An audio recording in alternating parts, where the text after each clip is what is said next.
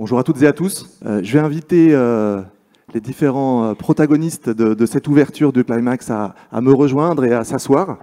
Je suis ravi que vous ayez pu nous rejoindre ce matin. Je suis Jean-Marc Gancy, cofondateur de Darwin et coproducteur de Climax. Climax, asseyez-vous messieurs, je vous en prie. Cette année, vous le savez, est placée sous le signe de l'effondrement de la biodiversité.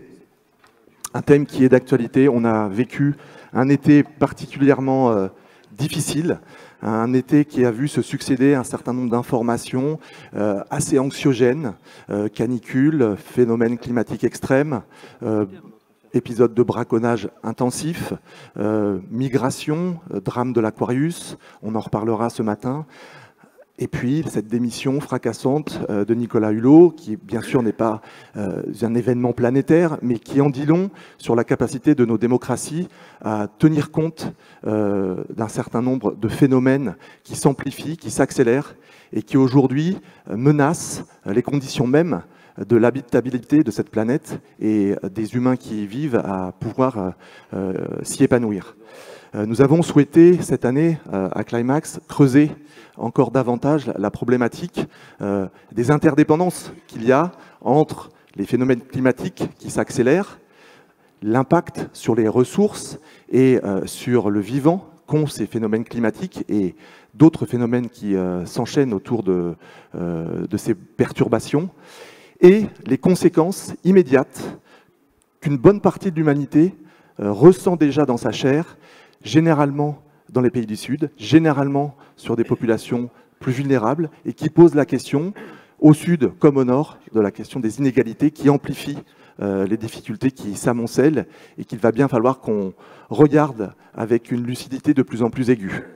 Il faut affronter cette réalité, même si elle peut nous paraître parfois, comme je le disais, très anxiogène, très tragique. On a peut-être ces derniers temps voulu s'illusionner avec des solutions, un positivisme, voire des prophéties un peu auto-réalisatrices, une forme de méthode Coué qui nous amenait à penser qu'avec des solutions techniques, avec un sursaut citoyen, avec une prise de conscience politique, on rentrerait dans un cercle vertueux. Tout ça est bien long, tout ça est bien laborieux.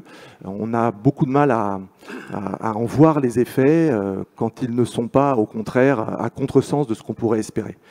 Donc je crois qu'on est dans un moment clé, votre présence à cette ouverture et la présence d'un nombre important de personnes pendant tout ce festival très probablement l'attestera. On est tous dans une forme de colère, mais également d'envie d'agir, à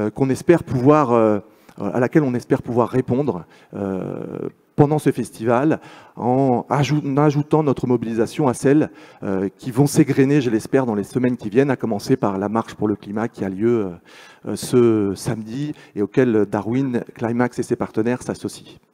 Puisqu'il est question des partenaires, je tiens à saluer ceux qui nous permettent de rendre cette opération possible. En premier lieu, nos partenaires institutionnels, comme notamment la région Nouvelle-Aquitaine, qui nous suit depuis maintenant 4 ans et qui chaque année est présente et nous donne les moyens et sa présence et son énergie pour faire en sorte que nous soyons en mesure de conduire ces débats et de le faire sous un angle également joyeux et festif, parce que rien ne sert, en tout cas on n'a pas intérêt à être pessimiste, même si on n'a pas des raisons d'être particulièrement optimiste. Il faut maintenant qu'on se retrousse les manches et que nous soyons dans une dynamique énergisante pour le faire, et c'est le mode d'opération qu'on a choisi d'avoir et pour lequel la région nous accompagne. C'est également le cas du département. Je salue son président Jean-Luc Gleis qui est ici présent et qui suit également le volet solidaire que Climax a choisi d'avoir. Car, comme vous l'avez compris, l'enjeu climatique et l'enjeu social, la question du partage des ressources, la question de la transition écologique et celle de la justice sociale sont absolument liées et consubstantielles, et on a voulu les aborder aussi de façon tout à fait conjointe. C'est la raison pour laquelle chaque année, on a des partenaires caution qui nous aide à concevoir les contenus de ce festival et à vous proposer une programmation qui aille profondément sur ces sujets-là.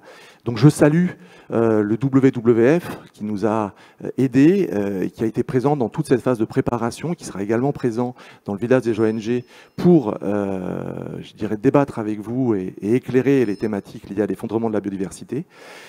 Malheureusement, Pascal Canfin a dû annuler sa présence hier soir, je l'en excuse, il nous a produit une vidéo qu'on va lancer dans quelques instants.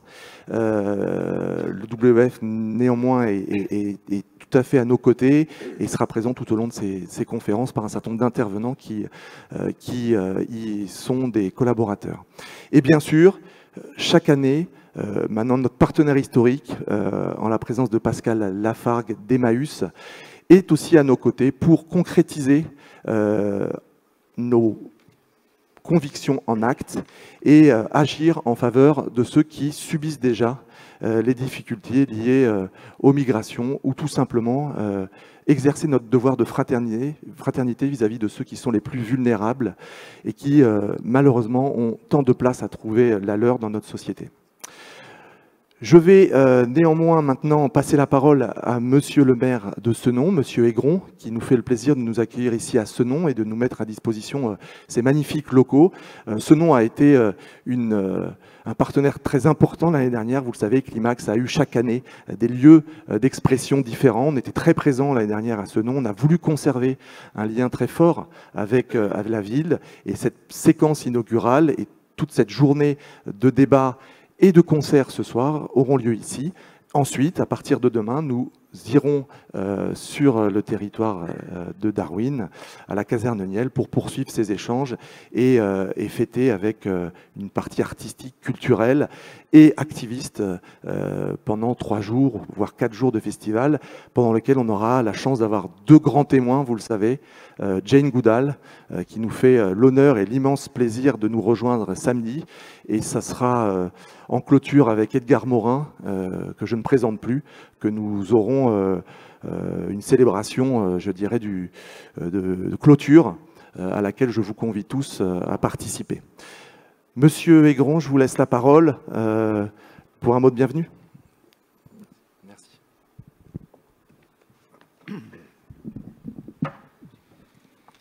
Bien, monsieur, alors je ne sais pas si on m'entend, oui ? Oui, on vous entend. Parfait. Monsieur le vice-président de la région Nouvelle-Aquitaine, cher Nicolas Thierry, monsieur le président du département de la Gironde, cher Jean Luglaise, monsieur le directeur général de WWF, monsieur Pascal Canfin, qu'on salue même de loin, mais on a une pensée pour lui, monsieur le directeur d'Emmaüs Gironde, cher Pascal Lafargue, devant également monsieur Pascal Pic, anthropologue, qui interviendra, et puis évidemment, cher Jean-Marc Gancy, et puis Philippe Barre, qui sont cofondateurs de Darwin.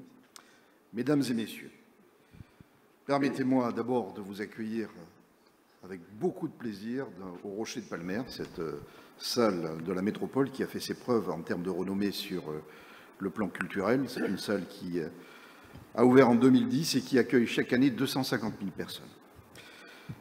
Revenons au festival et à cette ouverture du festival Climax.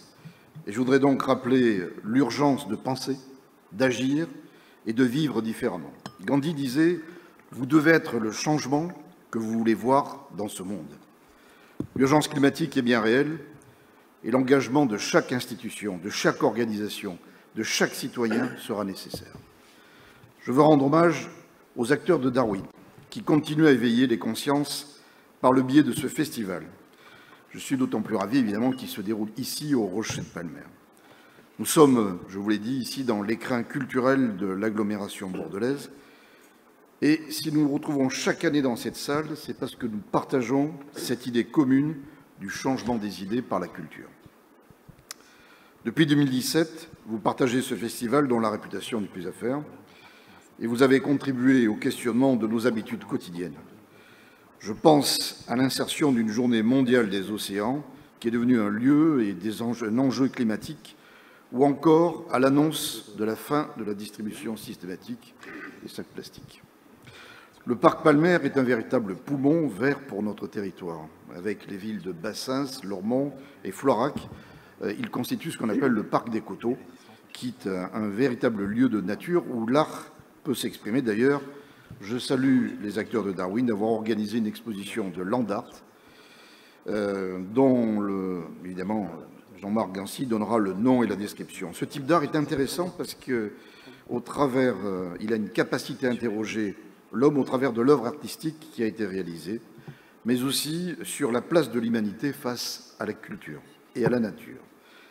Ces œuvres sont visibles de tous, vous avez pu en apercevoir quelques-unes dans le parc, dans le cadre du festival Climax à ce nom au parc de Palmer. Je tiens par ailleurs à souligner le partenariat avec la ville pour le choix du lauréat de cet appel à projet, le collectif Tazas Project, composé d'Alexandre Sunet et Guillaume Bénat, que je remercie. Depuis, nous avons également reçu pour le festival Climax du 5 juillet dernier un certain nombre de manifestations sur la question du changement climatique et des réfugiés, qui est un sujet extrêmement important, parce que les deux sont liés, mais je sais que d'autres ici soulèveront ce sujet de manière beaucoup plus complète et performante que je ne le ferai. Ces réflexions sont essentielles pour se pencher sur les problèmes que connaît notre environnement. Je suis ravi que ces conférences et les tables rondes aient lieu ici au Rocher.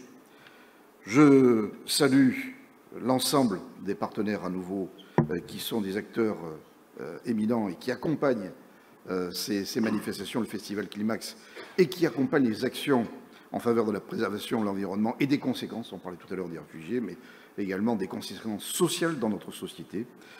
Cher Jean-Luc, cher Nicolas, je sais que nous partageons ces préoccupations sur la question environnementale et je sais que le Conseil régional et le Conseil départemental œuvrent pour la préservation de l'environnement dans de nombreux domaines. Je salue enfin les artistes qui se représenteront sur scène après ces moments de réflexion, Guézès, Faisal de Bordeaux et Médine du Havre. Il ne me reste plus qu'à souhaiter de riches échanges et des résolutions importantes à l'ensemble de nos participants. Je vous souhaite à toutes et à tous une excellente journée au Rocher de Palmer et un excellent festival Climax. C'est un festival sérieux, mais qui est un festival aussi humaniste, solidaire et puis très convivial. Merci à toutes et à tous. Merci Jean-Luc pour votre, Monsieur Aigran, pardon, pour votre accueil. Je suis très heureux qu'on ait ce lien encore ici et qui perdure d'année en année. Comme je vous le disais, Pascal Canfin du WWF n'a pas pu être présent. La séquence que l'on vient de vivre politiquement a été complexe et il a été appelé à rester à Paris. Il nous a tout de même envoyé un témoignage vidéo que nous allons vous diffuser avant d'entamer notre discussion. Bonjour à toutes et bonjour à tous. Je suis vraiment désolé de ne pas pouvoir être parmi vous aujourd'hui. J'aurais vraiment sincèrement pouvoir tenir mon engagement. Malheureusement, j'ai d'autres contraintes, dont certaines ont été rendues publiques récemment, qui font que j'ai dû rester à Paris. Je le regrette d'autant plus que Climax est exactement ce dont nous avons besoin aujourd'hui, à savoir de la mobilisation de la société civile pour essayer de régler les problèmes auxquels nous sommes confrontés et ne pas retomber dans les travers du passé. Je crois que s'il y a une leçon à tirer de la démission fracassante de Nicolas Hulot, c'est bien qu'on ne peut plus continuer demain à faire comme on faisait hier.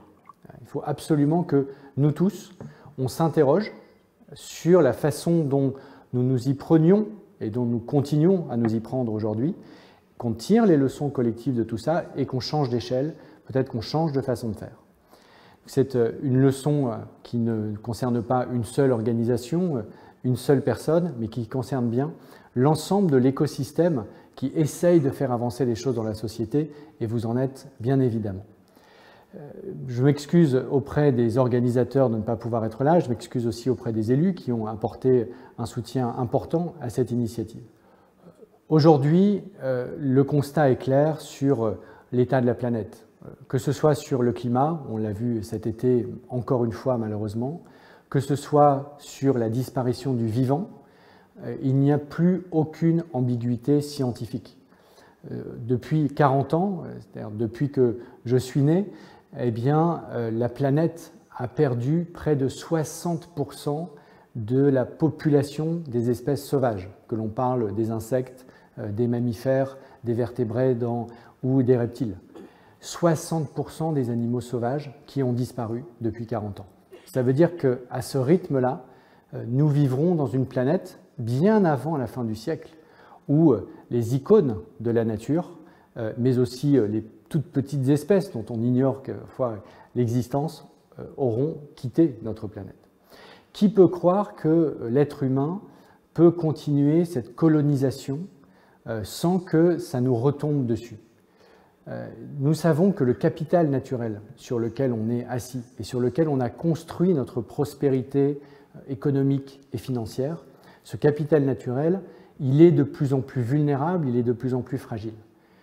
Il faut donc absolument inverser les moteurs et faire de notre prospérité un élément qui protège ce capital naturel au lieu de le détruire. J'ai essayé dans les derniers jours, je crois que vous le savez, de porter une parole exigeante justement pour incarner une forme de Big Bang institutionnel et de se dire on ne peut pas gagner cette bataille avec les armes du passé. Que ce soit le défi de la nature, que ce soit le défi du climat, on ne peut pas gagner cette nouvelle bataille, celle du XXIe siècle, avec des armes qui sont du XXe siècle, voire même parfois du XIXe siècle. Il y avait l'opportunité de changer la façon dont l'État a été organisé. C'était une des leçons tirées par Nicolas Hulot et j'ai beaucoup échangé avec lui sur ce sujet. On ne peut pas continuer à avoir d'un côté une politique environnementale et de l'autre côté une politique agricole commune qui s'ignore. Et donc, un des éléments fondamentaux pour aller de l'avant et changer d'échelle, c'est le copilotage de la politique agricole commune par l'environnement et l'agriculture. Un autre élément que j'ai mis dans le débat, et j'espère que les choses vont avancer dans les prochaines semaines, c'est de mettre au même niveau de portage politique la dette financière, la dette publique, les fameux critères de Maastricht, les 3%, et de l'autre côté la dette écologique. Ce qu'on lègue collectivement d'une génération à l'autre, c'est bien évidemment la dette financière, mais c'est aussi la dette écologique. Et il faut arrêter d'être aveugle, il faut arrêter de considérer que les questions financières n'ont aucune importance, ça peut arriver, mais il faut surtout arrêter de considérer dans, je dirais, ceux qui nous dirigent, que la dette écologique, c'est toujours un sujet pour les générations futures et que ce n'est pas un sujet pour maintenant. J'espère que ce message aura quand même été entendu et que des initiatives pourront être prises en ce sens dans les prochaines semaines. Et puis, pour conclure, la dernière leçon que moi je tire à très court terme de la démission de Nicolas Hulot et des échanges que j'ai pu avoir avec lui, c'est que certes, il y a les politiques publiques à tout niveau, territorial, national, européen et international, et c'est absolument fondamental.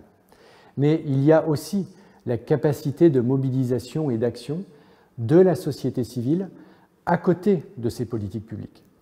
Et je crois que nous sommes à un moment où le message de Nicolas Hulot commence à être entendu et que finalement son fameux message d'espoir, qui n'est pas un message de résignation précisément, c'est de se dire c'est aussi à chacun d'entre nous de nous prendre en main.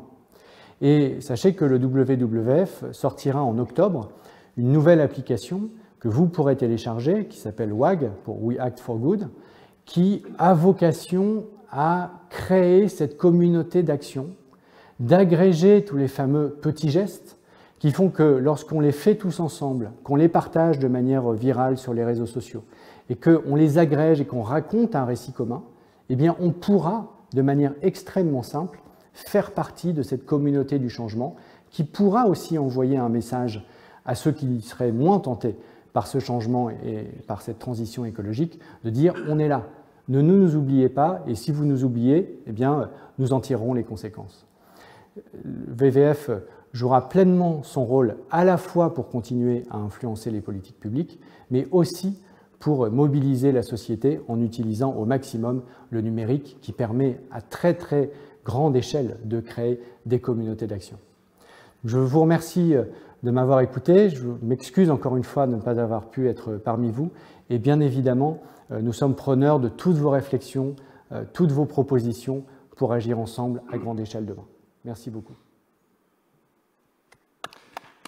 Merci Pascal Canfin pour ce message. Je vais sans transition, comme on dit, sans transition écologique, passer à la question sociale qu'incarne à cette table ronde, notamment Pascal, à nos côtés, en tant que président d'Emmaüs, qui n'a pas attendu la démission de Nicolas Hulot pour agir sur une question qui est évidemment son quotidien, qui est celle des conséquences d'un certain nombre d'effets climatiques notamment, mais pas que, sur des personnes qui sont parmi les plus vulnérables d'entre nous et dont il se préoccupe depuis tant d'années. Pascal, merci d'être à nos côtés sur Climax encore.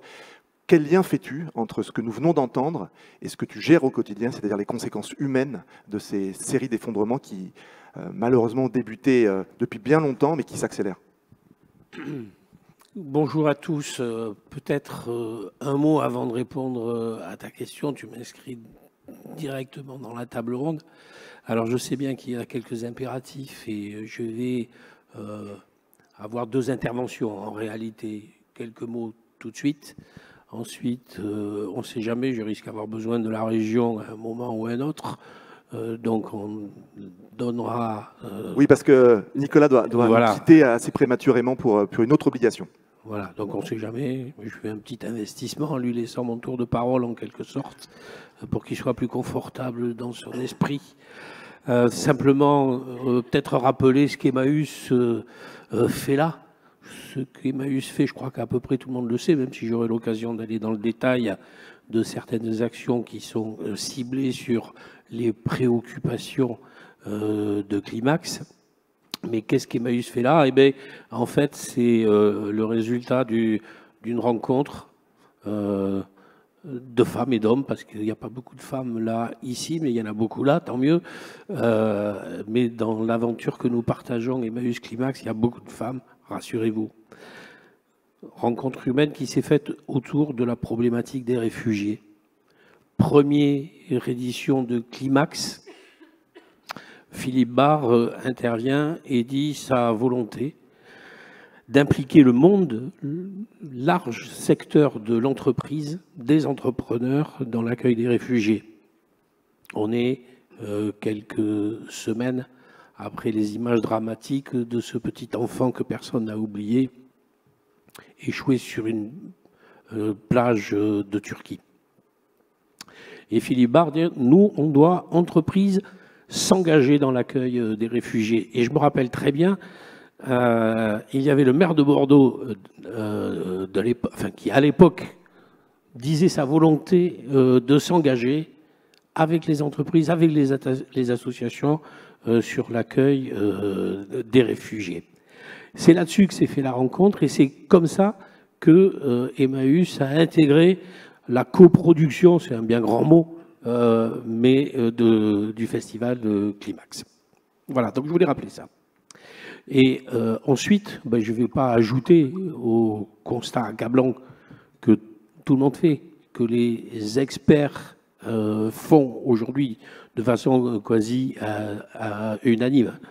Les climato-sceptiques, on n'en a plus, ou quasiment plus, à part peut-être aux États-Unis, qui occupent une place de président des États-Unis. Alors celui-là, c'est un dinosaure, rassurez-vous, il va subir le même sort et il sera tête de pont ou premier de cordée, je ne sais plus comment il faut dire aujourd'hui, dans la 6e extinction de masse quand ça va toucher les humains.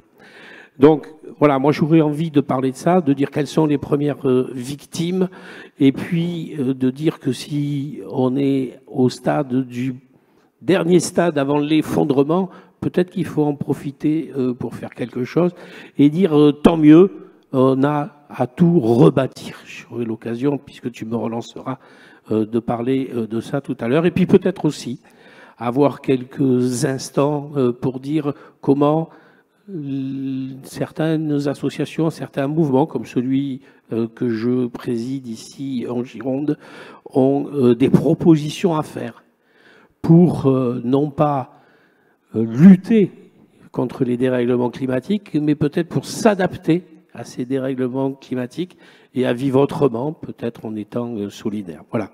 Donc, vous voyez, j'ai fait juste la bande-annonce de ce que j'avais envie de vous dire. Je reviendrai tout à l'heure.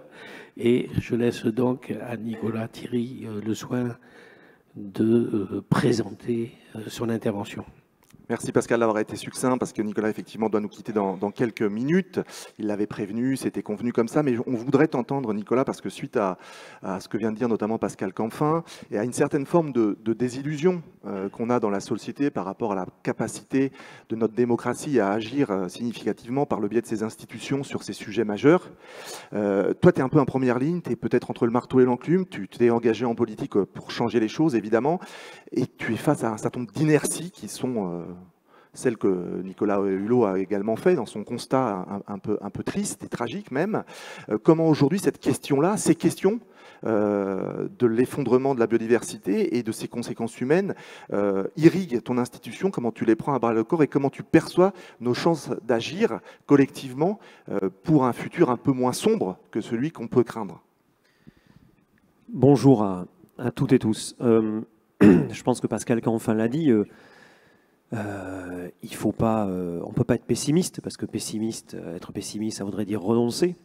Et c'est vrai que nous sommes une génération qui portons une responsabilité assez considérable, hein, puisque on sait que les choses vont se jouer dans les 2 ou 3 décennies qui sont devant nous, et elles vont conditionner, et c'est ce que disent les experts et les scientifiques, vont conditionner sûrement la possibilité pour l'aventure humaine de continuer ou pas. Donc on est à un moment clé, on porte une responsabilité évidemment extrêmement forte. Donc on ne peut pas être que pessimiste, puisque ça serait renoncer. Après, il l'a dit, il ne faut pas se mentir. C'est-à-dire qu'on est vraiment dans une situation critique. Je pense qu'il faut le dire, et moi en tant que politique, j'assume le terme. On a, puisqu'on parle de biodiversité, c'est le thème aussi de Darwin cette année, on vit une période d'extinction qui est absolument inédite, même par rapport à l'ère géologique, il faut l'avoir en tête, et la disparition des espèces va plus vite que suite à la dernière extinction, il y a 65 millions d'années, quand une météorite a frappé la planète. Et aujourd'hui, on arrive à un stade où on peut effectivement même le ressentir. Si certains d'entre vous sont partis en vacances et ont pris leur voiture sur de longues distances cet été, vous n'avez plus besoin du tout de nettoyer votre pare-brise. Par exemple, on sait que 80% des insectes volants ont disparu en 20 ans. Enfin, c'est absolument inimaginable. S'il faut enlever les bouts de plastique, peut-être, sur Darwin. Oui, c'est ça. Après, on vit une période assez paradoxale, parce que on n'a jamais aussi bien connu la nature. On n'a jamais autant d'experts, de naturalistes, on n'a jamais autant répertorié, on n'a jamais autant eu d'atlas, on n'a jamais autant connu les grands cycles de la nature, et en même temps, on n'a jamais autant détruit aussi vite la diversité de la vie. Et d'ailleurs, Edgar Morin, qui est invité d'honneur de ce festival, résume ça très bien en disant « Nous sommes technologiquement triomphants et culturellement défaillants ». Donc le sujet n'est pas notre puissance technologique, c'est notre rapport au monde qu'il faut changer. Et comment moi je le vis dans une institution, c'est que, et c'est un peu le constat qu'a fait Nicolas Hulot, et c'est vrai pour beaucoup de collectivités, c'est vrai que pour la puissance publique en général, c'est-à-dire il est très difficile de sortir d'une approche cloisonnée. C'est-à-dire que, évidemment, pour la faire de manière très sincère, si c'est très bien de faire des réserves naturelles, de faire des trames vertes et bleues, de mettre en place des énergies renouvelables, que un service environnement d'une collectivité peut faire, mais si à côté de ça, l'agriculture ne mute pas, par exemple, ou le modèle agricole ne mute pas, on voit bien qu'on n'en sortira pas. Puisque il me semble que là, on est sur le point dur. Je pense qu'une manière aujourd'hui d'amorcer la transition, elle est vraiment sur l'agriculture. Puisque l'agriculture, elle est au carrefour des problématiques, donc des solutions. Elle est au carrefour de la question de la biodiversité, puisqu'on sait qu'une des raisons de l'érosion de la biodiversité, c'est évidemment la pollution des écosystèmes. Elle est au carrefour des questions de santé. Elle est aussi responsable de 25 ou 30%, l'agriculture industrielle, du climat. Bon. Oui, mais justement, tu le dis, et Nicolas Hulot l'a mis en exergue, et on le ressent tous, sans en faire quelque chose qu'on va absolument diaboliser, mais il y a cette puissance des résistances, et notamment des lobbies, pour dire le mot, que tu vis aussi, et que j'ai vécu en tant qu'administrateur de l'agence régionale de biodiversité de Nouvelle-Aquitaine, où on a des groupes de pression qui, même à une échelle locale, vont empêcher une institution comme celle-là de produire des effets. Donc, ce qu'on vit au niveau international ou national, y compris dans nos territoires, au plus proche des départements, on a des lobbies, pour ne pas les nommer, les chasseurs, les miniers, les sylviculteurs, pour ceux que j'ai pu rencontrer dans ces instances, qui bloquent clairement les capacités à agir sur ces mutations. Et on pourrait évoquer la question de la transition alimentaire qu'on a débattue l'année dernière à Climax, où tout était relativement clair et le consensus était total des experts sur la mutation enclenchée et où les États généraux de l'alimentation ont accouché même pas d'une souris, un souriceau, si j'ose dire. Comment faire? Est-ce que la démocratie est incapable de résoudre les questions qui sont face à nous? Je pense qu'au final, il ne faut jamais oublier que c'est les politiques qui décident. Et si les politiques ne décident pas, ce n'est pas la faute des lobbies. Ça veut dire que les politiques n'ont pas le courage de le faire. Il faut être clair. C'est-à-dire qu'un lobby peut effectivement traîner dans les couloirs du pouvoir, venir vous voir, influencer, faire des rapports, mettre la pression, mais au final du final, c'est bien le politique qui décide. Donc si le politique ne décide pas, il faut aussi se questionner. Bon. Après, il me semble aussi que le lobby le plus puissant, ce n'est pas les agriculteurs, les chasseurs ou les miniers. Le lobby le plus puissant, si elle s'organise, c'est bien la société civile. Parce que demain, effectivement, il faut quand même qu'on arrive à résoudre une question. C'est-à-dire que quand tout le monde est à peu près conscient qu'on est peut-être au dernier stade de l'effondrement, que c'est une question de survie pour nos propres enfants dans les 20 ou 30 ans, que la situation se dégrade et tous les gens le sentent, comment on explique que quand on gagne la Coupe du Monde, on a des millions de gens dans la rue et que quand il faut descendre un jour dans l'année pour aller mettre la pression aux politiques pour expliquer qu'il faut un avenir pour nos enfants, on arrive à voir que quelques milliers de personnes. C'est ça le sujet aussi.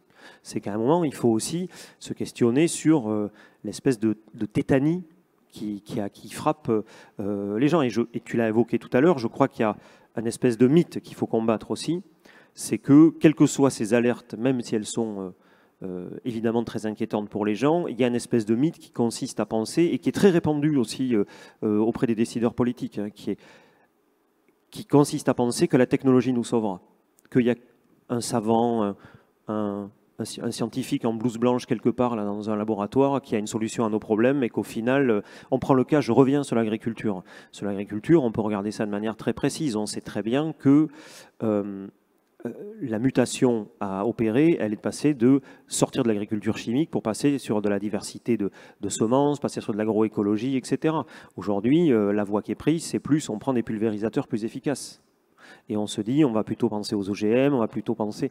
Et on a toujours cette espèce d'idée que, au final, c'est pas très grave. Et ça nous empêche de penser le changement de modèle. Donc il y a ce double enjeu, et moi je pense qu'il y aurait vraiment besoin qu'il y ait une mobilisation très forte de la société civile pour qu'elle mette la pression sur les politiques, parce que c'est le lobby le plus fort et de très loin, et c'est urgent de le faire. Et deuxièmement, il faut vraiment déconstruire cette idée que la technologie nous sauvera, parce qu'il y a quand même quelque chose qui nous ronge, c'est que la technologie dans notre société n'est plus un moyen. Elle est devenue une finalité. Innover, on ne réfléchit même plus au sens de nos innovations. C'est-à-dire que la technologie est devenue finalement le but de notre société, alors qu'à l'origine, ce n'est qu'un outil au service d'un projet de société. Je pense qu'aujourd'hui, on a tous les gouvernements qui se sont succédés. Moi, j'ai beaucoup de mal à voir l'horizon dans lequel ils nous envoient. Donc il y a un projet politique à formuler et qui doit se faire aussi sous, évidemment, cette condition qui est qu'on n'a plus le temps et ça ne fait pas débat. Ça ne fait plus débat. On a 2-3 décennies, maximum. Oui, je partage ce constat. Et ce sursaut que tu appelles de tes voeux, comme beaucoup l'appellent, comment tu vois les choses? Est-ce que tu as le sentiment qu'aujourd'hui, se fomente dans la société civile cette révolution des consciences que tu appelles de tes voeux, ou quel est ton sentiment là-dessus et qu'est-ce qui, selon toi, serait nécessaire pour justement la stimuler au-delà d'initiatives comme celle-ci, dont on mesure aussi les limites? On est tous en but à cette question-là. On a l'impression qu'on se la pose quand même depuis maintenant plusieurs années, voire une dizaine, voire plus d'années, et on bute toujours sur soit le déni, soit la dissonance cognitive, soit des biais psychologiques qui nous empêcheraient de le faire. Est-ce que là aussi, chez le citoyen, c'est pas un manque de courage, tout simplement, de remettre profondément en question ces modes de vie? Parce que très clairement, ceux-ci sont insoutenables. Est-ce que nous-mêmes, au lieu de rejeter la faute sur les politiques ou les institutions, ou je ne sais quel savant fou à la solde des lobbies, c'est pas intrinsèquement notre incapacité à être lucide sur la façon dont nous vivons? On touche le lien avec la solidarité. C'est-à-dire qu'on vit aussi dans une société qui, de plus en plus, concentre les richesses, précarise un plus grand nombre de gens et concentre les richesses. Et effectivement, quand vous êtes dans une situation de précarité, que vous ne savez pas comment vous allez finir le mois, que vous avez des enfants, qu'il faut assurer leur avenir, c'est extrêmement compliqué aussi d'arriver à se projeter et on ne peut pas à la fois pallier à l'urgence, on ne peut pas tout demander aux gens non plus. Donc il y a aussi, on voit bien, une question de modèle qui est derrière. C'est-à-dire que tant qu'il n'y aura pas non plus un modèle pur redistributif, qui effectivement soulage un peu les gens et ne les rassure pas un peu sur la fin du mois, parce qu'il faut réconcilier cette idée de fin du monde et fin du mois, en fait. Et donc on touche... Je la retiens, celle-là. On touche un sujet, c'est-à-dire que la concentration des richesses met les gens dans un système, dans une posture, dans une dynamique qui fait que les gens n'ont pas le temps et ne peuvent pas, parce qu'il y a aussi une question de survie au quotidien, ne peuvent pas s'intéresser au temps long. D'où le lien à faire entre comment on répartit mieux les richesses, on libère du temps pour l'intérêt général. C'est peut-être, et Jean-Luc en parle, c'est aussi peut-être l'idée du revenu de base qui permet aussi de libérer les gens et de faire le lien et de s'intéresser un peu au devenir de la collectivité.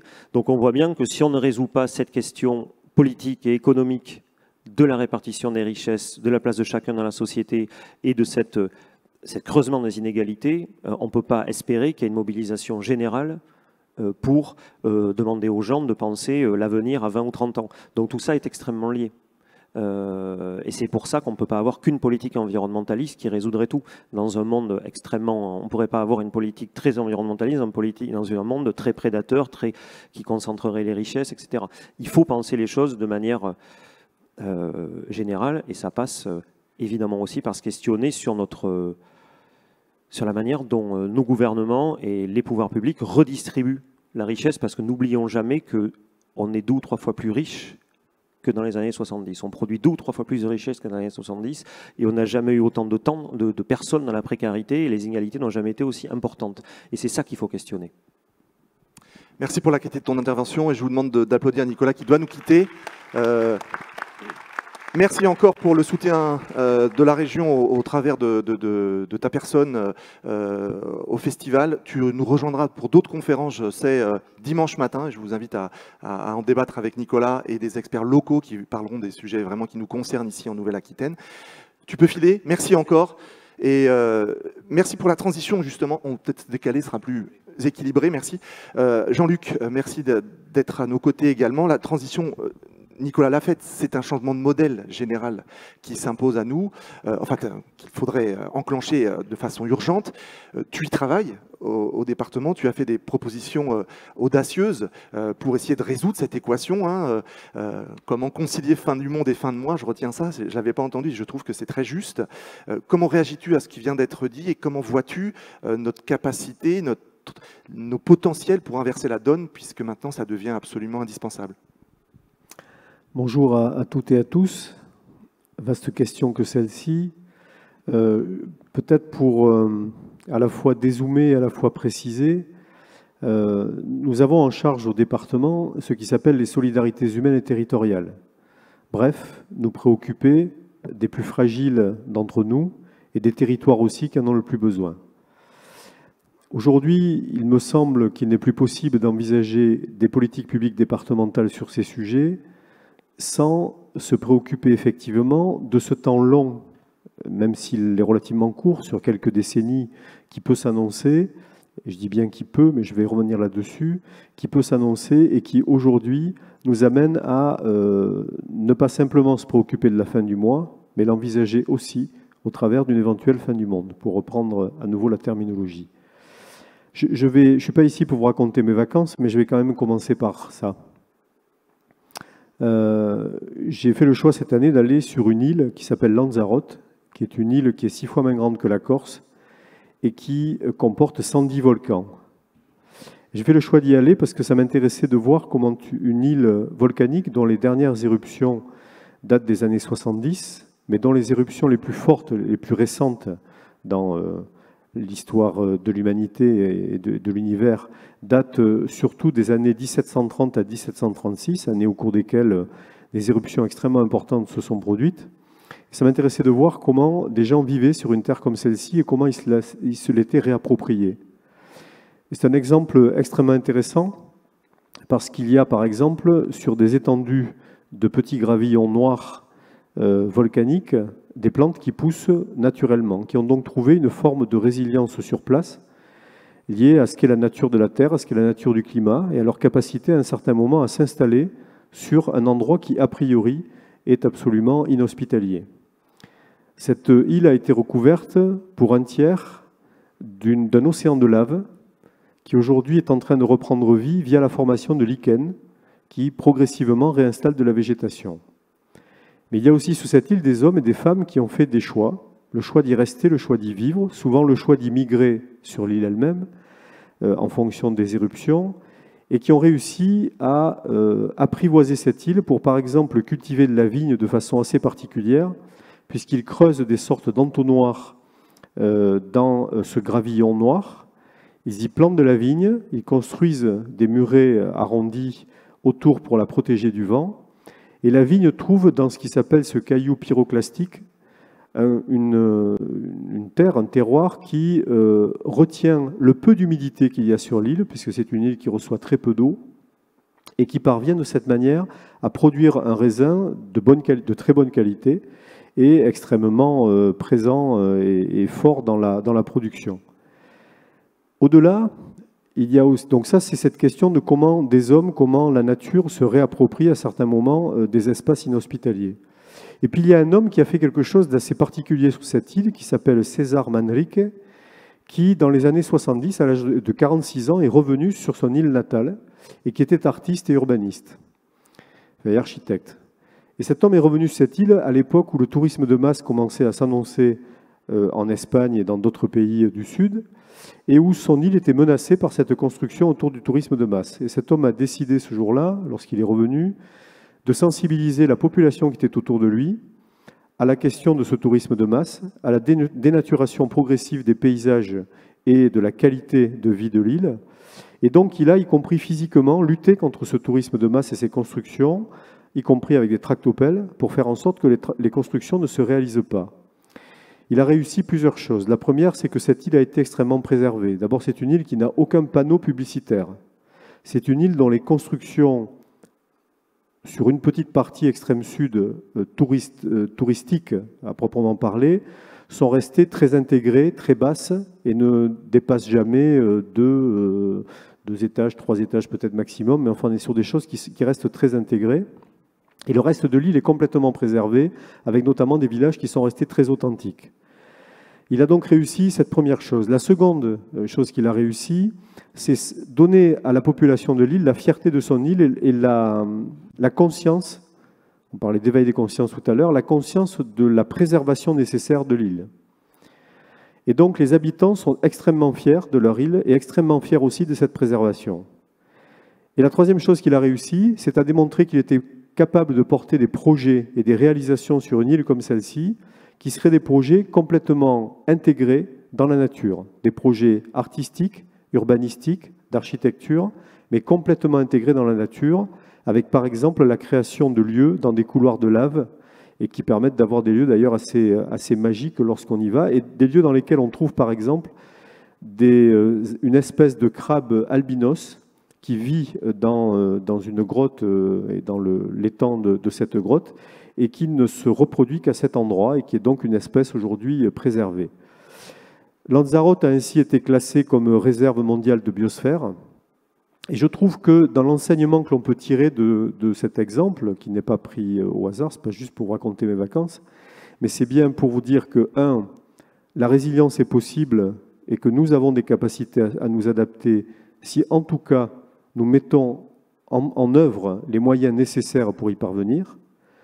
Deuxièmement, le respect environnemental n'empêche pas l'activité humaine et le développement humain. Et donc, à ce titre, nous avons à avoir pleinement conscience de cette réalité-là. Et le troisième exemple, c'est qu'il est possible de sensibiliser, de faire œuvre de pédagogie auprès de populations qui, a priori, ne se sentent pas forcément concernées par la question environnementale et surtout par la question d'un éventuel effondrement et la question de la résilience. Je reviens à ta question, Jean-Marc. Je m'excuse d'avoir réalisé cette digression, mais elle est illustrative de la manière dont, aujourd'hui, je souhaite aborder les politiques départementales ici en Gironde. Nous avons des exemples locaux de ce qui est en train de se passer au niveau planétaire. Je vais revenir sur quelques exemples, mais très précis. Je peux prendre du temps encore, Jean-Marc? Des exemples très précis. D'abord, des apiculteurs qui viennent nous voir en nous disant « Nous avons des problèmes avec nos ruches qui meurent progressivement ». Et ça n'est pas forcément le frelon asiatique. Et du coup, on se pose la question de la mortalité des abeilles chez nous, ici. Alors, il y a ceux qui sont placés dans la partie viticole, qui peuvent s'interroger sur la question des traitements. Mais vous avez aussi des apiculteurs qui s'interrogent sur la partie forêt landaise, où normalement, il n'y a pas de traitement. Et donc, cette question m'a interpellé, d'autant que, si je reprends mes données pour ne pas vous dire de bêtises, 30% des abeilles ont disparu depuis 15 ans. Donc, il y a ce phénomène global et il y a ce phénomène local. Il se trouve que très récemment, la semaine dernière, et j'avais rencontré l'apiculteur quelques jours avant, est apparu un article, un reportage sur France Bleu sur le fait qu'il y aurait désormais du traitement par glyphosate au sein de la forêt landaise, qui normalement n'en a strictement pas besoin, puisque préparer la terre pour la plantation de pin justifie simplement le passage de ce qu'on appelle la landaise, donc un appareil un engin qui permet simplement de retourner le sol et ensuite de semer ou de planter le pin, mais qui ne nécessite pas de traitement chimique pour permettre la pousse du pin maritime qui, depuis Brémentier, pousse sans difficulté sur ce territoire. Donc là, exemple local, exemple global. Nous avons aussi la question des espèces invasives qui nous touchent dans ce département. Le silure, la jussie, la grenouille taureau, le moustique tigre, etc. Un certain nombre d'espèces qui se développent de façon importante. On a aussi le teinturier, des espèces qui se développent de façon importante et qui commencent à appauvrir progressivement une biodiversité qui elle-même s'appauvrit via le changement et le réchauffement climatique. Donc là, un sujet fondamental, il se trouve qu'il y a bien les sargasses aussi en Guadeloupe, mais qu'il y a bien aussi des exemples d'espèces invasives dans d'autres secteurs du monde, ce qui nous amène à rapprocher le local du global. Nous avons également la disparition progressive de la biodiversité. Nicolas citait les moustiques sur les pare-brises de voitures, mais on a tous certainement en souvenir les hirondelles, les martinets, les grillons que l'on entendait il y a quelques années et qui aujourd'hui semblent avoir disparu, ou en tout cas fortement diminué. Il y a donc une réalité face à nous, qui est aussi la réalité globale des 80% des espèces qui sont progressivement en voie de disparition de façon importante, mais Jane Goodall, je suppose, en parlera bien mieux que moi. Le réchauffement climatique, évidemment, est aussi impactant pour le département de la Gironde. Et il est notamment sur à la fois les aléas climatiques accentués. On a connu quand même 2 tempêtes importantes sur ce territoire, Clos et Martin, mais il y a aussi le phénomène de grêle qui s'est produit de façon très importante et très localisée ce printemps chez les viticulteurs notamment. Et donc des choses qui amènent à se poser la question, 1, de la violence des phénomènes, 2, de leur localisation très géographiquement positionnée, et 3, de notre incapacité désormais à être capable d'y faire face ou de les prévenir. Et puis, il y a évidemment, je ne ferai pas le cours sur la fonte des glaces ou celle du permafrost, mais malgré tout, nous avons, nous, des soucis très concrets localement sur le recul du trait de côte ici dans ce département, sur ce symbole fort qu'est l'immeuble du Signal à Soulac, et qui porte bien son nom, sans doute le signal justement de ce qui est en train de se passer et qui doit particulièrement nous alerter. Et donc là aussi, nous avons ici en Gironde des éléments qui nous permettent de tirer enseignement de ce qui est en train de se passer sur un niveau plus planétaire. Je peux vous parler aussi de la ressource en eau, un sujet important dans ce département. Nous recevons 20 000 habitants de plus par an. La question se pose désormais d'aller chercher de l'eau dans des champs captants dans le sud Médoc. Il faudra que nous soyons en capacité de fournir la ressource, mais il faudra aussi que nous soyons en capacité de l'économiser, parce que nous ne pourrons pas indéfiniment aller capter et aller fournir. Et donc il y a de vraies questions derrière, d'autant qu'un certain nombre de villes aujourd'hui dans le monde, je crois qu'il y a 11 villes notamment importantes, 11 mégalopoles, qui sont en grand danger sur la question de la capacité à fournir de l'eau à leur population. Et puis il y a ce sujet important et qui nous touche très directement et que nous travaillons beaucoup notamment avec Pascal Lafargue, qui est celui de la question des migrations. Migrations liées souvent à des situations de conflit, mais migration aussi liée à des changements fondamentaux dans des pays, liés justement au réchauffement climatique. Et donc des personnes qui aujourd'hui peuvent de plus en plus difficilement vivre dans leur pays et font le choix d'aller chercher refuge ailleurs. Ces migrants qu'il faut que nous accueillons et que nous avons fait le choix d'accueillir ici dans ce département, mais qui témoignent eux aussi d'une dégradation forte de l'environnement et du climat, et donc du fait, et c'était aussi dit tout à l'heure, du fait que ce sont d'abord les pays les plus fragiles qui seront touchés, c'est-à-dire les pays du Sud, et ce sont les populations les plus fragiles qui seront touchées, celles qui sont le moins en capacité justement de trouver les moyens, de trouver les solutions ou d'être accompagnées sur les questions de résilience.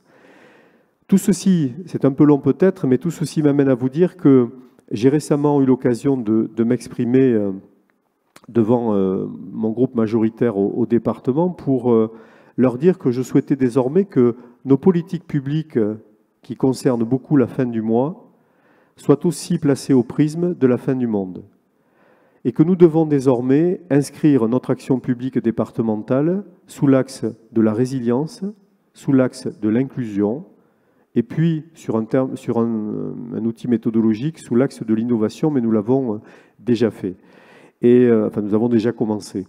Donc l'idée, c'est véritablement, et par rapport à ta question, comment une collectivité locale peut inscrire ses politiques publiques dans ce champ-là, avec la difficulté de pédagogie que j'évoquais tout à l'heure, qu'a eu César Manrique à un certain moment, comment expliquer à nos concitoyens que l'effondrement est possible, mais qu'il n'est pas forcément la fin du monde, mais qu'il faut s'y préparer sans doute, et pour cela se donner les moyens nécessaires pour pouvoir demain résister, être résilient, et pouvoir continuer certainement dans des conditions radicalement différentes de ce que nous connaissons aujourd'hui.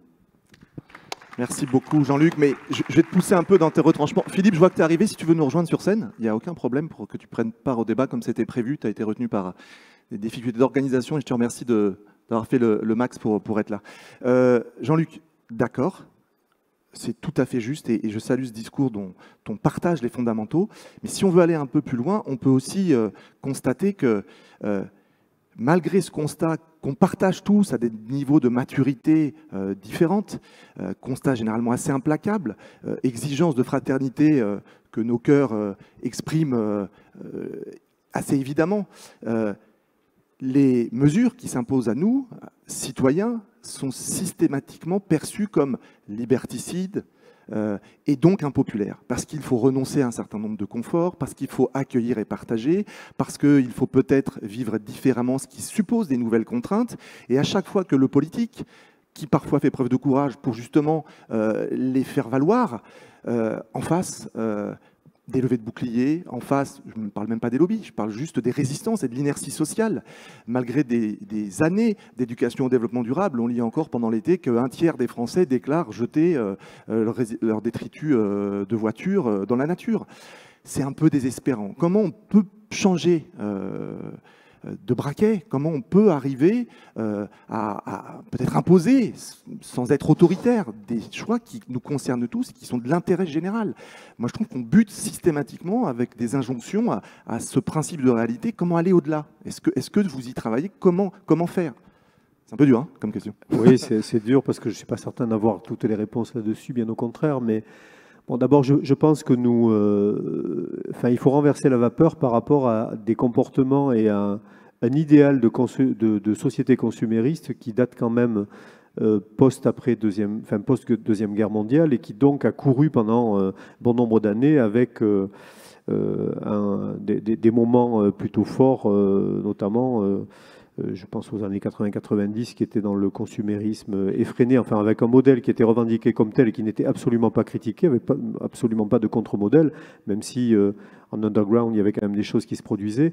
Aujourd'hui, je pense qu'il y a quand même un discours qui est beaucoup plus ouvert et beaucoup plus audible de la nécessité, effectivement, de changer de monde. Après, il y a forcément les réactions et les résistances, et ça, elles sont compliquées à lever. Je vais prendre l'exemple du revenu de base, qui est un sujet extrêmement complexe. il est complexe d'abord dans l'objet lui-même, mais il est complexe aussi dans la capacité à le faire entendre aux autres. Les premières réactions généralement que l'on a lorsqu'on parle revenu de base, c'est vous allez créer une génération de feignants. Bon, voilà, je vous le fais simple, mais c'est à peu près ça qui est généralement renvoyé. Donc ça veut dire qu'il faut progressivement d'abord consolider le raisonnement, lui donner aussi de la portée scientifique, ce qu'on a aujourd'hui sur les questions environnementales typiquement, avec des gens quand même qui sont capables de produire des données extrêmement fiables et fidèles. Donc il faut scientifiquement éprouver ce qu'on est en train de dire. Et ensuite, il faut progressivement, moi je ne crois pas au grand soir là, pour l'instant sur ces questions-là, mais je pense à la pédagogie à petits pas et à ce que vous réalisez ici et ce que d'autres réalisent ailleurs sur comment démontrer qu'il est possible de faire autrement, qu'il est possible de vivre autrement. Je pense que cette pédagogie-là, il faut qu'on la porte progressivement. Nous avons en Gironde, c'était un de mes souhaits, produit un film qui s'appelle Ici et maintenant, la Gironde s'invente. Ce film, il a une seule ambition. Il est venu d'abord d'une idée simple. C'était le film Demain de Cyril Dion et Mélanie Laurent, que j'avais projeté devant les salariés du département. Et à l'issue de la projection, un petit débat entre nous, etc. Et les salariés me disent, mais en fait, des exemples comme ça, il y en a plein dans le département. Et je me suis dit, pourquoi finalement ne pas montrer aux Girondins qu'il y a autour d'eux des exemples et des choses très innovantes qui se font, mais surtout qui s'inscrivent pleinement dans les problématiques environnementales de réchauffement climatique et de modification des postures et des comportements. Nous avons donc fait réaliser ce film par une association qui s'appelle Dasque et d'ailleurs, qui est dans le Libournais. Et ce film, en fait, qui est un petit documentaire de 52 minutes, présente des initiatives girondines en rural, en périurbain, en urbain. Darwin, évidemment, en fait partie, et Philippe a pu témoigner, qui démontre que la créativité existe autour de nous et que cette créativité, elle s'est déjà inspirée du nouveau monde, pas celui qu'on nous vend aujourd'hui, mais du monde nécessaire de demain qui soit en réponse aux problématiques que nous venons de relever tout à l'heure. Donc je pense qu'il y a cette pédagogie de petits pas à réaliser auprès de nos concitoyens pour leur dire c'est possible, vous pouvez vous en saisir, vous pouvez le faire. Nous pouvons, au travers de nos politiques publiques, vous accompagner dans ces réalisations-là et faire en sorte que progressivement, eh bien, de plus en plus d'exemples de cette nature se produisent sur le département, en France et au-delà, et que nous puissions de cette manière amener à cette évolution des mentalités, à ces changements de comportement qui progressivement feront plutôt un modèle dominant qu'un modèle mineur, ou en tout cas considéré comme étant marginal. Voilà. Donc je n'ai pas de solution en tant que telle, mais je crois que si nous affichons dans les politiques publiques fortement la prise de conscience, l'éveil des consciences sur ce sujet-là, si progressivement nous accompagnons le petit pas de tous les citoyens qui se saisissent de ces logiques-là, je pense que si progressivement aussi nous prenons la précaution, et nous l'avons fait sur le revenu de base aussi, de nous inspirer d'abord de ce que nous disent nos concitoyens, et d'aller capter aussi chez eux cette créativité, cette innovation, pour s'en inspirer plutôt que de considérer que nous sommes omniscients et capables de leur expliquer ce qu'ils doivent faire. Je pense aussi que ce changement de méthode-là est nécessaire et qu'à mon avis, il devrait nous enrichir progressivement pour faire en sorte que nous puissions rectifier autant que faire se peut le cap. Merci Jean-Luc. Pascal, toi tu as fait ton teaser tout à l'heure et tu avais des solutions, ou en tout cas des propositions. Et dans ta bouche, tu parles aujourd'hui d'un terme qu'on entend de plus en plus, et je pense qu'il est juste, qui est celui d'adaptation.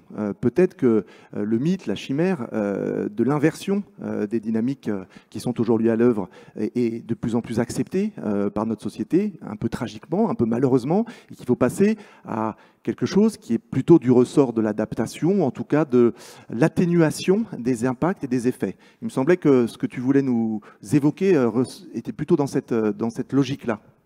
Sans doute. Merci. Philippe. Oui, mais je vais répondre à cette question parce qu'elle est évidemment essentielle. Et je suis ravi que Philippe nous ait rejoints, ce qui va m'éviter de parler à sa place. Mais je voudrais cependant réagir un tout petit peu sur ce que je viens d'entendre.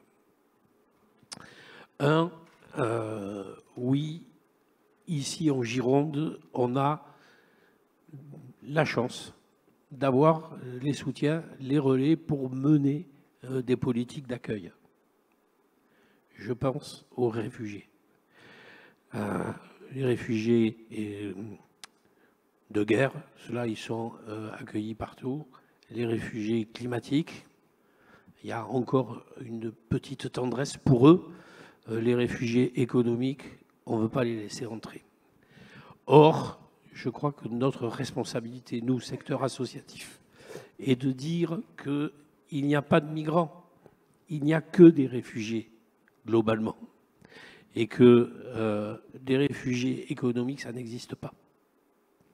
Ils sont la conséquence de la création du monde occidental qui a pillé l'intégralité de la planète. Donc c'est une véritable guerre qui a été menée par le monde occidental, essentiellement l'Europe, largement relayée depuis 1945 par les États-Unis d'Amérique. On s'est enrichi en pillant les richesses de ces pays-là. Donc aujourd'hui, on n'a que la conséquence de ce que nous avons mené et ce sur quoi nous avons créé la richesse du monde occidental. Donc, ce que j'ai envie de dire ici, c'est que oui, en Gironde, on accueille les réfugiés. Lorsqu'un mineur arrive sur ce département, il est accueilli. Personne ne se pose la question de savoir si c'est un réfugié économique, si c'est un réfugié de guerre et si c'est un réfugié climatique. On l'accueille, il est mineur, on l'accueille et je suis ravi que le mouvement Emmaüs travaille d'aussi près avec le département et être un des premiers acteurs de l'accueil des mineurs non accompagnés ici en Gironde. Et le projet que nous portons avec Darwin, d'accueillir ensemble, Darwin et Emmaüs, des mineurs non accompagnés, qui a été bloqué bêtement ces derniers mois, il faut qu'on ait la force de pouvoir convaincre la métropole, la mairie de Bordeaux et peut-être la ZAC Bastide-Niel. Il faut qu'on ait la force de les convaincre pour qu'ils nous aident à créer un lieu d'accueil large, important, avec 250 entreprises autour, prêtes à tendre la main pour aider ces mineurs. Enfin, c'est un creuset exceptionnel. On ne peut pas, j'espère que Philippe en dira un mot, mais on ne peut pas laisser cette opportunité passer devant nous. C'est impossible de faire ça. Si on fait ça, on n'est pas à la hauteur des responsabilités qui sont les nôtres, donc on se battra. Je voudrais dire également que c'est assez incroyable d'entendre ce qu'on entend aujourd'hui, de dire « Ah, les Français ne font pas attention, ils jettent par la fenêtre, on essaie de les éduquer, mais ils n'entendent rien. » Non, non, ce n'est pas ça le problème. Le problème, ce n'est pas ça. Le problème, c'est la solidarité. Le problème, c'est le partage. Qu'on dise aux gens, vous allez voir, on va créer un monde où il n'y aura plus des échelles de salaire de 1 à 3 000, où on n'aura plus quelqu'un qui devient milliardaire en quelques années et qui aujourd'hui fait la une des journaux parce qu'il a eu la plus grosse progression de sa fortune. On ne fera plus la une des journaux avec tel ou tel ministre indélicat ou homme d'affaires indélicat. Qu'est-ce qu'on va aller demander aux gens de faire des efforts alors que sous les yeux, toute la journée, ils ont la preuve incontestable que ce système ne fonctionne pas. J'ai envie, enfin, je sais pas, c'est complètement dingue quand je vois des choses comme ça. Je suis très étonné. C'est un peu comme si on demandait aux tuberculeux, de sauver le bacille de Koch. Il n'ira pas. C'est totalement irréaliste, il faut tout remettre à plat. Et peut-être que nous avons la chance aujourd'hui d'être confrontés à une prise de conscience énorme. La sortie du lot, elle est infiniment plus importante que tout le travail qu'il a pu faire. Cette prise de conscience, elle est partout. Climax a fait la 4e édition. Chaque année, on mesure un écho de plus en plus large. Climax, cette année, a samedi une marche. Elle s'inscrit dans une marche nationale. Internationale, pardon. Internationale. C'est pas rien. Alors, oui, bien sûr qu'il faut se battre pour sauver ce qui permet à l'écosystème humain de vivre sur cette planète. Hein, parce qu'entre nous, la planète, elle s'en fout. Ça fait 4 milliards et demi d'années qu'elle est là. Elle va continuer sa course folle à travers l'infini, peut-être au moins pendant 4 milliards et demi d'années.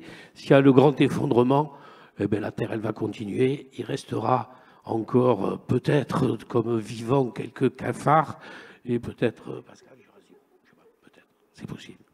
Et donc, on s'en fiche. On s'en fiche de la planète. Elle risque rien. Ce qui compte, c'est nous, les humains. Et pas seulement les humains, je veux faire plaisir à Jean-Marc Gansil, les vivants. C'est ça les conférences qui s'annoncent. Donc oui, il faut tout changer, mais je vous le dis, le système capitaliste, encore plus le système capitaliste financier, on ne peut pas le réformer. Il ne se réformera pas. Capitalisme écologique, non mais enfin c'est une blague, ça n'existe pas. Donc il faut tout repenser, tout remettre à plat et vous verrez que les gens, s'ils se sentent vivre dans une société fraternelle, égalitaire, ils jetteront plus les mégots. De toute façon, ils fumeront plus parce que Michel Delaunay, elle a dit non. Non, il ne faut pas. C'est pas bien. Donc, ils ne jetteront plus leurs déchets par la fenêtre de la voiture. De toute façon, il n'y aura plus de voiture. Donc, ça va se régler comme ça. Oui, ça va se régler comme ça. J'entends bien et je partage. Il y a néanmoins une forme de dissensus dans ce que dit Jean-Luc, sans vouloir le survaloriser. Mais entre la stratégie du... Non, mais c'est important. Au-delà de ce que vient de dire Jean-Luc, c'est parce qu'on n'a pas les mêmes responsabilités. Bien sûr, mais entre le petit pas qu'on entend souvent, on n'a pas la les pédagogie. mêmes responsabilités. Là, on est sur une conférence, on se dit comment on va s'en sortir. Lui, aujourd'hui, il est le patron d'un département où il y a 1 600 000 habitants, à peu près. Hein. Et donc, il n'a évidemment pas les mêmes responsabilités que moi. Donc, il n'y a pas de... Je suis sûr, en plus, qu'il n'y a pas d'écart important entre ce qu'il pense et ce que je dis. Pardon, je te mouille un peu, là. Pascal, entends-moi bien. Ce que je voulais dire n'était pas de... Attends, j'ai laissé ma place tout à l'heure. Attends, juste une question quand même. Tu creuses ça. Tu creuses ça. Non, tu as la parole. Je te la laisse. Je relance. J'ai pas fini parce que j'ai encore des trucs vachement intéressants à dire. Il est infernal. Non, je voulais dire simplement, entre cette stratégie de la pédagogie, de petits pas, de l'accompagnement et ce que tu appelles de tes voeux, à savoir la sortie d'un système prédateur, exploiteur, qui nous mène dans un désastre probable, il y a quand même un grand écart sur les moyens. Bien sûr, exercer sa fraternité, bien sûr, être attentif à toutes les formes du vivant. Je pense qu'on est réunis ici pour essayer de l'exprimer, de l'exercer, de le consolider, de le développer. Comment on résout cette équation entre notre capacité d'action en petits pas? Je ne vois pas comment, à hauteur d'homme, on pourrait faire autre chose. C'est compliqué. Et ce que tu appelles de tes voeux, à savoir un grand Big Bang, qui est celui de la sortie du capitalisme. Mais on n'aura pas le choix. C'est pour ça que moi, plus je vois que ça va mal, plus je suis optimiste. Parce qu'on n'aura pas... Putain, j'ai un fan, là, quand même. Je ne savais pas. Et comme on ne voit pas les gens dans la salle, je ne sais pas qui c'est. Donc... on n'aura pas le choix. On n'aura pas le choix. On ne peut pas investir dans des activités qui détruisent la planète, qui détruisent les gens. Ça ne marche plus. C'est fini. La prise de conscience, dès qu'elle sera suffisante, fera que ça s'arrêtera. Et comme il ne peut pas y avoir de capitalisme vert, comme un investisseur n'est pas intéressé par le moyen ou le long terme, mais par le profit de plus en plus et dans le temps le plus court possible, c'est la puissance publique qui doit prendre le relais.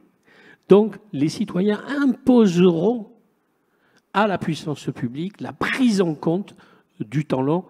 Un EPR, je crois que j'ai les chiffres en tête, j'espère pas me tromper, un EPR, ça coûte 11 milliards.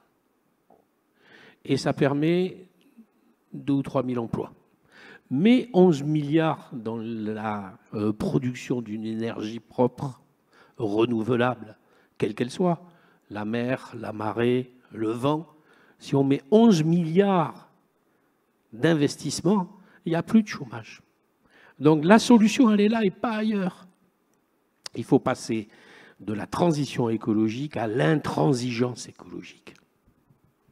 Philippe, tu peux réagir à tout ça, stratégie des petits pas, sortie du capitalisme, intransigeance écologique, et puis le réel, hein, celui qu'on vit à Darwin, je pense qu'il illustre aussi quand même ces tensions sans en faire un point de crispation absolue, mais ça illustre quand même globalement ce qui est évoqué ici. Oui, ce matin même, j'ai J'étais en retard parce que justement j'avais une illustration de ces confrontations de monde et de changement de paradigme nécessaires.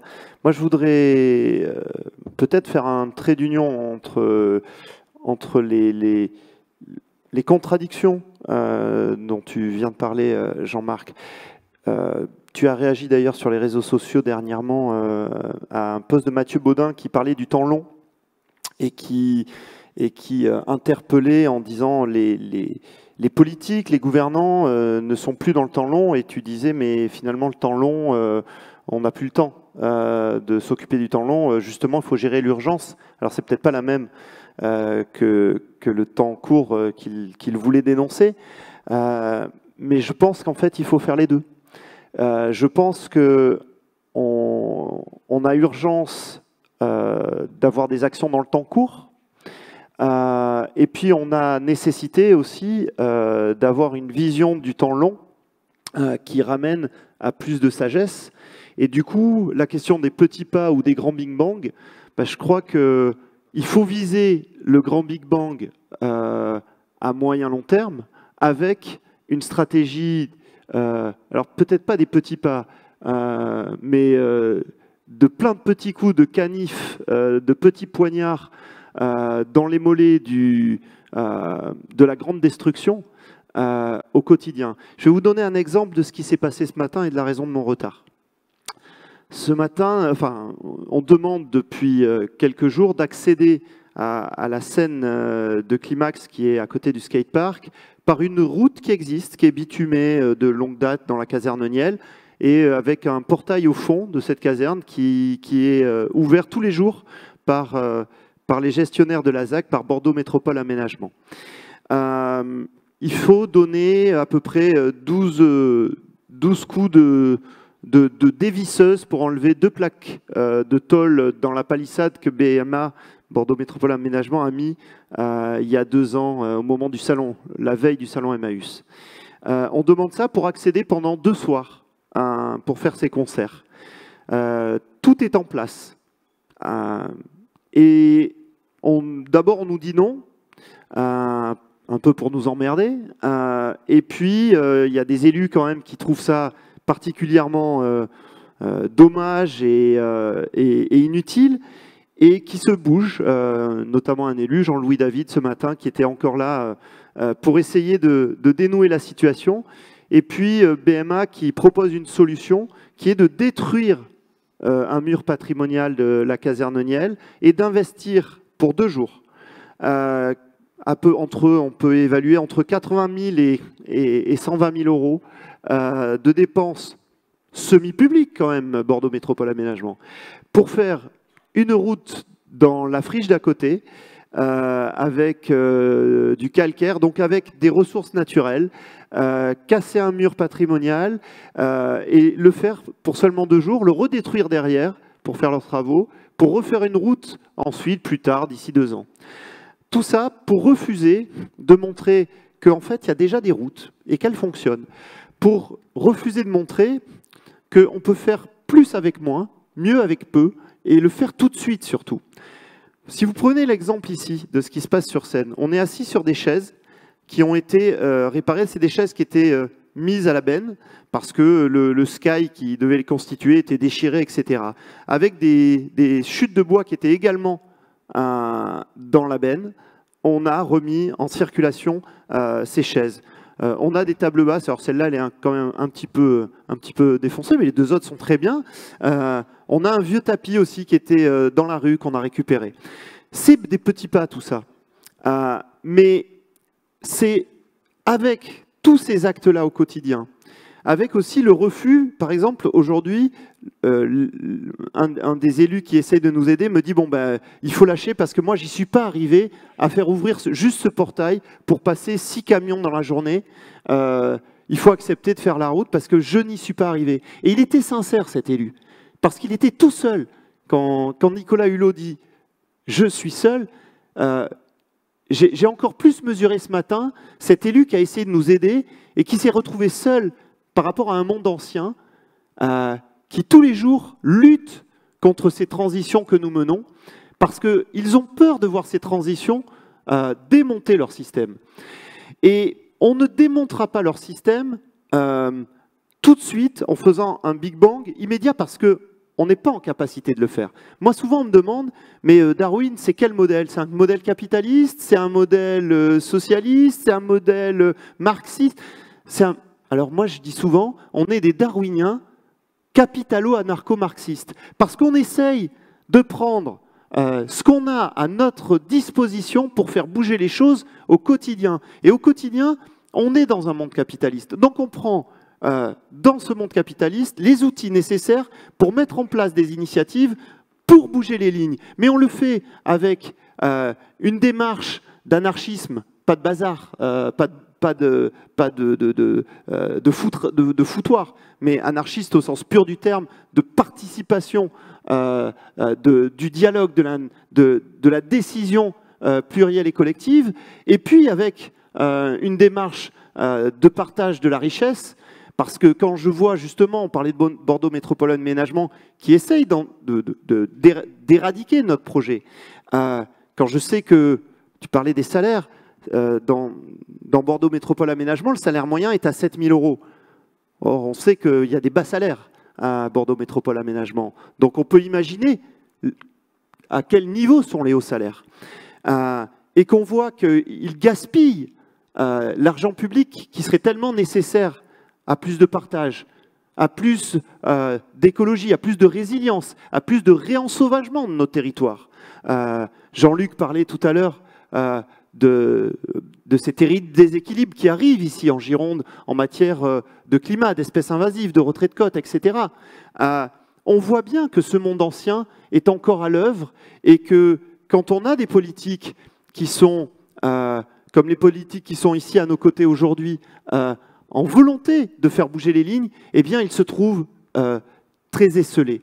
Alors je crois que nous, la société civile, nous les citoyens, on doit, en plus des petits pas, aussi se dire, eh bien, par moment, on doit se rassembler pour refuser des décisions de cet ancien monde dans une bureaucratie, une administration qui parfois est totalement verrouillée par les lobbies. Là, en l'occurrence, celui dont je parlais, c'est celui de la promotion immobilière spéculative à tout va et à tout craint, qui utilise soi-disant le besoin de loger les gens à la rue, et Dieu sait s'il y en a besoin, et Dieu sait si on y réfléchit régulièrement ensemble, pour faire des projets qui ne sont pas du tout dédiés aux personnes qui en ont besoin, et qui surtout crament un budget fou pour faire fonctionner leurs amis et enrichir l'intérêt particulier. Donc bien évidemment qu'on doit se mettre par moment en refus collectif. Et je crois que notre plus grand ennemi, c'est pas ces personnes-là du monde ancien. Notre plus grand ennemi, c'est le fatalisme. C'est de croire qu'on n'y peut rien individuellement. Mais il faut se rassembler. Quand je vous parlais tout à l'heure, par exemple, de cette route qui existe au fond de la caserne pour faire accéder 6 camions pour faire les concerts qu'on va avoir pendant Climax, pour participer à la conscientisation des jeunes, les faire venir aux conférences, leur montrer des expositions assez extraordinaires sur l'émerveillement de la vie ou sur la dénonciation de la destruction du vivant. Quand je dis qu'il faut juste tomber 2 palissades, alors est-ce que... Et je pose cette question parce que je me la pose vraiment là maintenant. Est-ce que tout seul dans mon coin, je dois me résigner comme l'élu qui me dit on n'a pas le choix, j'ai pas réussi à faire reconnaître l'évidence. Donc laissons gaspiller de la nature, laissons gaspiller de la ressource naturelle, laissons gaspiller de l'argent public parce que j'ai pas pu faire infléchir.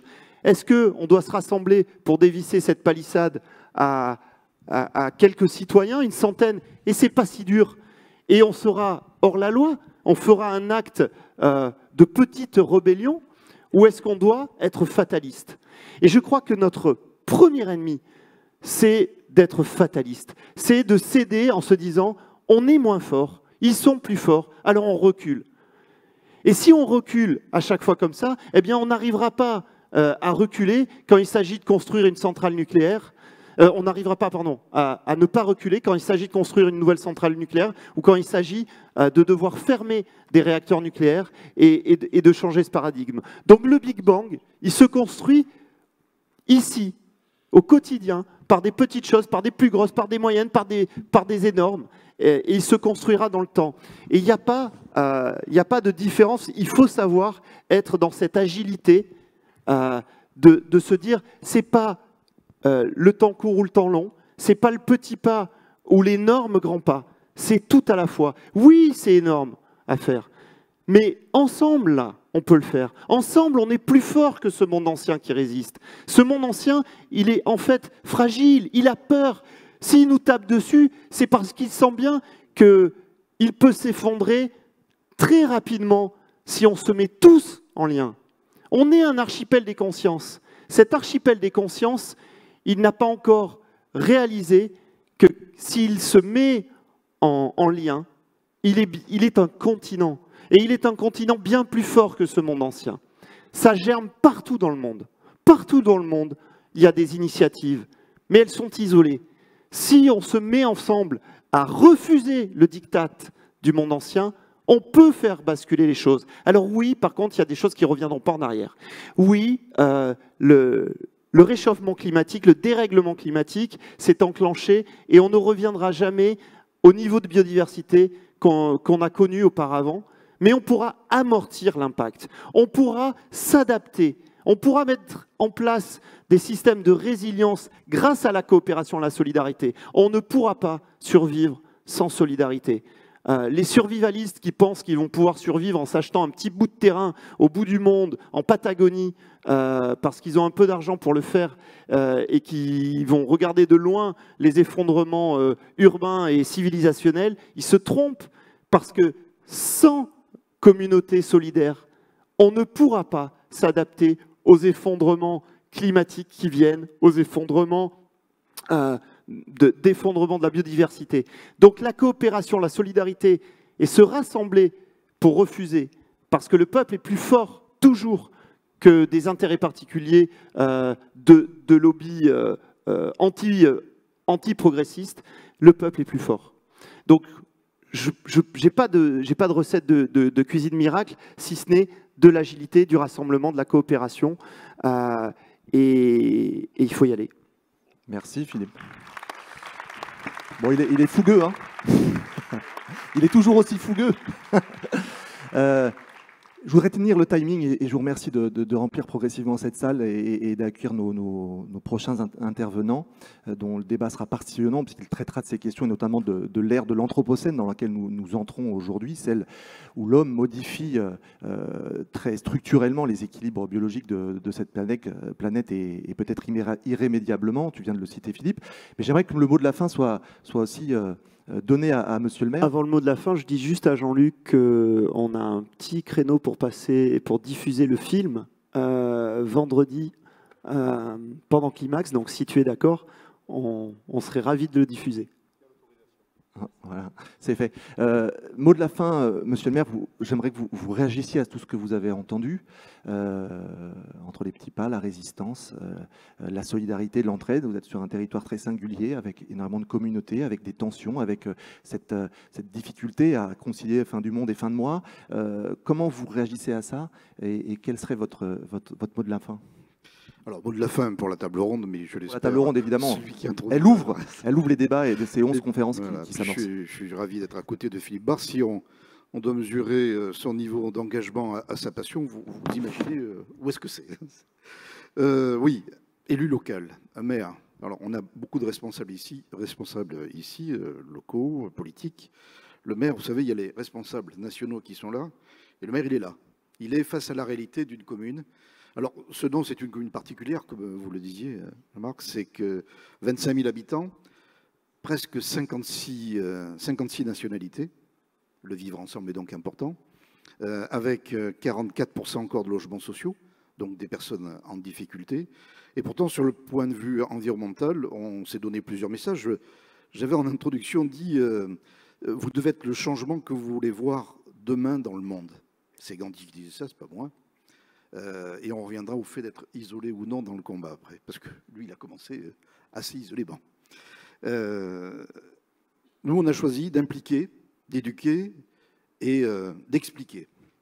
Impliquer parce que c'est une ville qui, vous l'avez compris, en termes de difficultés sociales et de ressources, c'est pas forcément pléthorique. Et pour autant, on a pensé que le plus beau était le meilleur pour la population, et donc on s'est impliqué dans une démarche qui vise d'une part à préserver les espaces naturels. C'est, avec le Bousquet, la deuxième plus petite commune de la métropole, 550 hectares.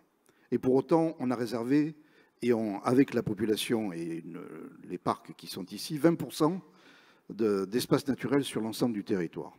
C'est un choix, on le disait tout à l'heure, il y a des choix politiques à faire. Le deuxième élément, c'est impliquer. On a voulu valoriser l'ensemble de ces actions au travers d'une démarche. Vous savez, on a des récompenses au niveau des villes qu'il faut gagner, de haute lutte. Et la ville de Senon a eu une troisième fleur. Bordeaux, 3 fleurs, Senon, 3 fleurs. Ça situe un petit peu le niveau d'engagement. Ces 3 fleurs, elles nécessitent d'abord une démarche sur la commune qui est, mais ça fait plusieurs années de ne plus employer de produits phytosanitaires. Ça a été évoqué tout à l'heure.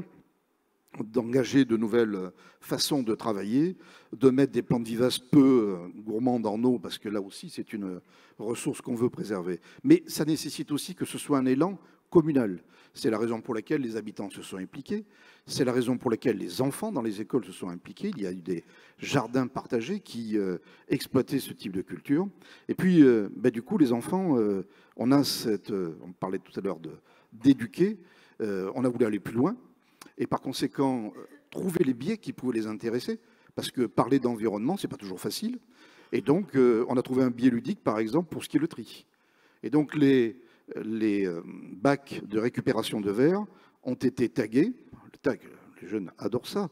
Mais ont été tagués, on a créé des familles. C'est-à-dire qu'on s'est servi, vous savez, des 2 ouvertures qu'il y a pour faire des yeux, etc. Et si vous allez sur ce nom, vous verrez l'ensemble de ces familles, le père, la mère, la fille, le fils, etc. Et une fois que ce travail a été accompli par les jeunes qui étaient accompagnés par des artistes, eh bien derrière, on a pu venir au but. Le but, c'est évidemment de recycler le verre et de les sensibiliser sur la récupération, le tri sélectif et l'environnement. Et donc, une fois que tout cela a été fait, ils ont été les ambassadeurs de leur action sur le marché de Senon, pour expliquer ce qu'ils avaient fait, mais pour dire aux adultes ce qu'ils devaient faire. Et c'est là aussi la chose qui est intéressante, c'est que l'espoir, il faut aussi le susciter, et notre jeunesse est un espoir formidable. Et donc, dans ce cadre-là, les choses se sont déroulées de cette manière, et elles se poursuivent, et chaque fois que je vois ces jeunes, ils sont toujours aussi enthousiastes, et ils portent ce message. Impliqués, parce que ceux qui avaient fait les jardins partagés dans les écoles que j'ai évoquées tout à l'heure, me les ont montrés, étaient enthousiastes à cette idée. On parlait également de compost, d'un certain nombre de techniques qu'ils ont complètement appréhendées avec le but qui leur a été fixé par les enseignants. Et puis on est arrivé à la fin de la visite, on était fin juin, le dernier jour d'école, début juillet, et ils m'ont dit, mais écoutez, on est inquiet parce qu'on ne sait pas qui va arroser nos plantes pendant l'été. Et là, j'ai une personne qui attendait dans un coin. On a ici des conseils citoyens. Vous savez, c'est une instance qui est indépendante de la mairie, qui réfléchit, qui agit et qui fait des propositions. Et donc, il y avait un des membres de ce conseil citoyen et qui a dit, nous, on va s'occuper de ce jardin partagé et on va l'arroser. Et donc, c'est là que les énergies se rassemblent, c'est-à-dire qu'on a impliqué, on a pu éduquer, et derrière, l'explication vient. Et je voudrais donc finir sur ce message, parce qu'on pourrait considérer qu'une ville comme la nôtre, ça ne représente pas grand-chose. On pourrait aussi se dire que nos actions individuelles ne valent pas grand-chose. Tout à l'heure, j'ai cité Gandhi, c'était pas grand-chose, mais la petite goutte d'eau a créé la vague du changement. C'est ce que je nous souhaite. Merci. Merci beaucoup, monsieur le maire. Merci à tous les intervenants, y compris ceux qui étaient à distance ou qui ont dû nous quitter comme Nicolas en cours de route. C'était l'ouverture de Climax et ça se poursuit dans quelques minutes.